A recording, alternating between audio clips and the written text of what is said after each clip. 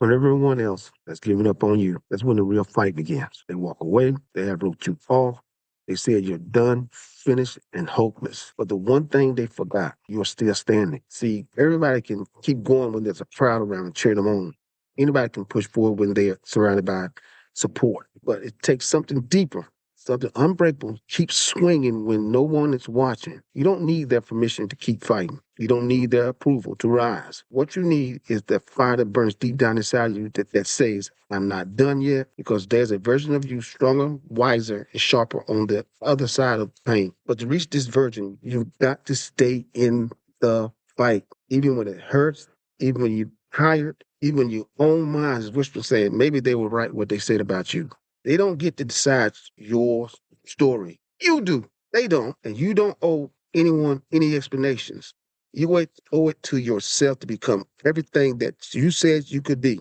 They say the same thing about me. They said I would never be a police officer. They wrote me off a long time ago and said you're not smart enough. You come from the country. But you know what? Success. I became a police officer, passed the academy. I think I was like fifth or sixth in my academy class. Was a police officer for 15 to 20 years. Hey, the people wrote me off. Even when I went to college, people said, man, there's no way you're going to go through college, man. You're not smart enough, dude. Come on, you've been out of school for X number of years. Success. Went through college, got a 4-year degree from Shaw University, 3.8 GPA.